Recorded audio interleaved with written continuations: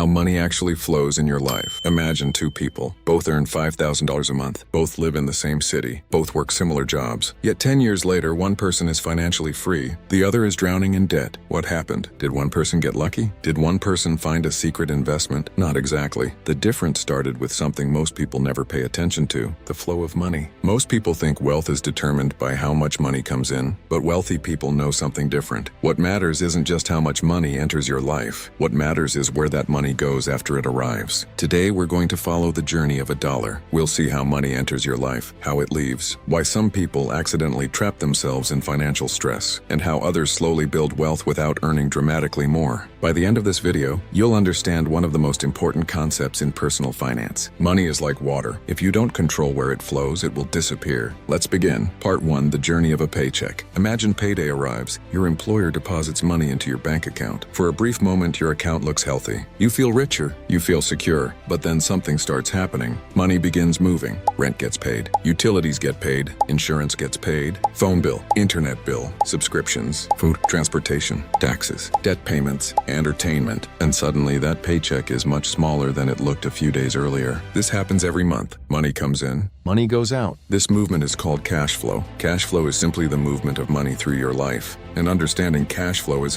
one of the most important financial skills you'll ever learn, because wealth isn't determined only by income. It's determined by what remains after expenses. Many people focus entirely on increasing income, but they never pay attention to how much money leaks away. Imagine pouring water into a bucket. Income is the water entering. Expenses are the water leaving. If more water leaves than enters, eventually the bucket becomes empty. The same thing happens financially. No matter how much money you earn, if your outflow constantly exceeds your inflow, wealth becomes impossible. That's why some high-income earners still struggle financially, and some average income earners steadily become wealthy. The difference isn't always income. Often it's cash flow. Part 2. The 4 destinations of money. Every dollar that enters your life eventually goes somewhere. Generally speaking, money has 4 destinations. The first destination is necessities. These are things you genuinely need: housing, food, utilities, transportation, basic healthcare. These expenses help you survive and function. The second destination is lifestyle spending: restaurants, entertainment, streaming services, vacations, luxury purchases. None of these are necessarily bad, but they compete with future wealth. The third destination is debt payments: credit cards, personal loans, car loans, interest charges. Debt can consume enormous amounts of future income. The fourth destination is assets. This is where money starts behaving differently. Assets include investments, stocks, businesses, real estate, anything that has the potential to grow in value or produce income. Most people send very little money toward assets. As a result, their future never changes dramatically. Their money flows toward consumption instead of ownership, and ownership is where wealth begins. To be continued.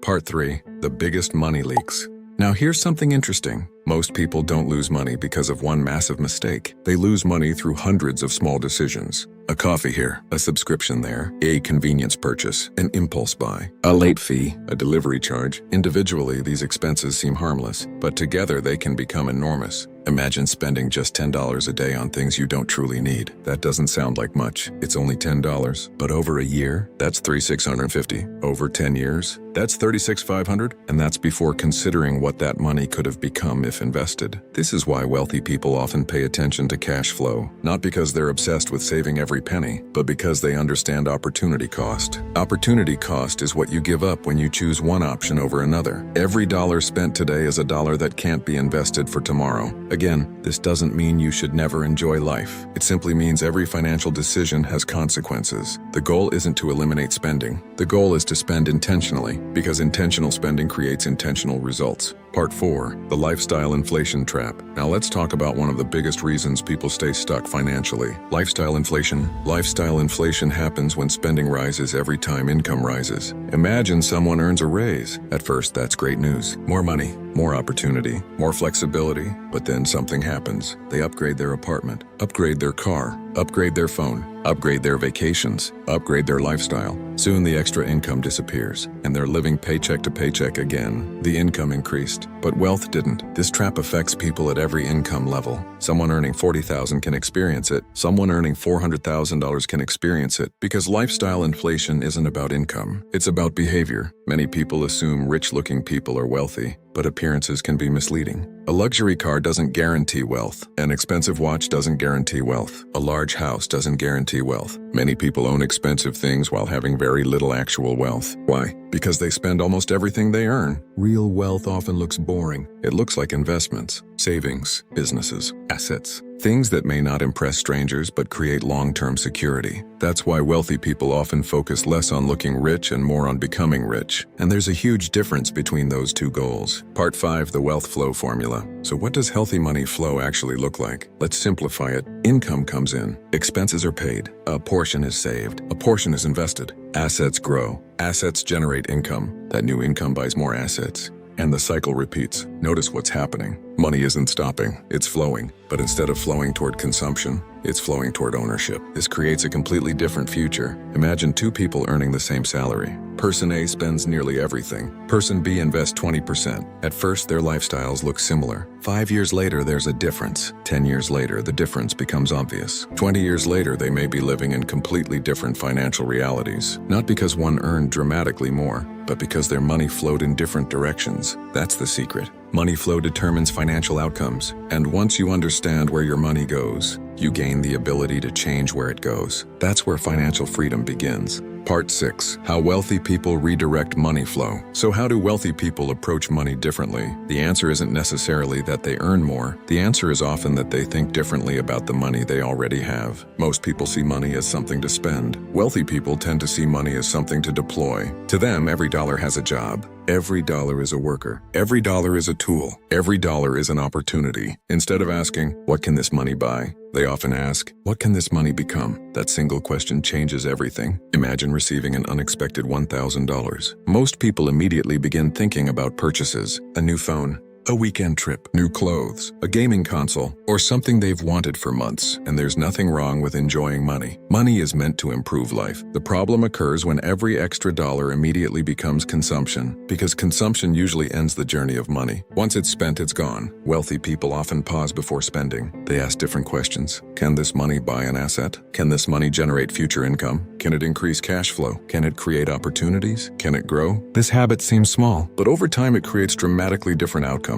Imagine two friends. Both receive a $1,000 bonus every year. One spends it. The other invests it. The first friend enjoys the benefit immediately. The second friend delays gratification. After 1 year, the difference seems tiny. After 5 years, noticeable. After 10 years, significant. After 20 years, life-changing. The difference wasn't income. The difference was direction. Money moved in different directions, and where money flows determines what it becomes. This is why wealthy people focus so heavily on ownership. Ownership creates leverage. Ownership creates opportunities. Ownership creates future income. Think about a share of stock, a rental property, a business, or an income-producing asset. These things can continue producing value long after the original money was invested, and once assets begin generating income, something powerful happens. The system begins feeding itself. Rental income buys more investments. Dividends purchase more shares. Business profits fund expansion. Cash flow creates additional cash flow. At first, the progress feels slow. You save a little, invest a little. Wait, nothing exciting seems to happen. Many people quit during this stage. They assume the process isn't working, but then something changes. The investments begin growing. The assets begin producing income. The snowball begins rolling. A snowball starts tiny, but as it rolls downhill, it collects more snow. It becomes larger, then larger, then larger. Wealth often grows the same way. The first asset is difficult. The second becomes easier. The third easier still. Each success creates additional opportunities. Each investment increases future capacity. What people often call luck is frequently momentum. The years of learning, the years of saving, the years of investing, the years of making mistakes and improving. Most wealth is built gradually before it becomes visible, and that's why patience matters so much. Financial success is rarely the result of one brilliant decision. More often, it's the result of hundreds of ordinary decisions repeated consistently, small actions, repeated over long periods. That's how momentum is created. And once momentum begins, money starts working harder than effort alone. Part 7, Action Plan. Take control of every dollar. Now let's make this practical, because understanding money is valuable. But applying what you've learned is what creates results. So what should someone actually do starting today? Step 1, track your spending. For the next 30 days, write down where every dollar goes. Every purchase, every bill, every subscription, every expense. No guessing, no estimating. Measure it. Many people are surprised when they discover where their money actually goes. Awareness creates control, and control creates improvement. Step 2, calculate your cash flow. How much money enters your life every month? How much leaves? Know the numbers. You don't need complicated spreadsheets. You simply need clarity. Most financial problems become easier to solve once they're visible. What gets measured gets managed. Step 3. Identify money leaks. Look for expenses that provide little value. Unused subscriptions, impulse purchases, convenience spending, recurring charges you forgot about. Small leaks can create surprisingly large losses over time. Step 4. Create a gap between income and spending. This gap is where wealth begins. If every dollar is spent, nothing remains to invest. Nothing remains to grow.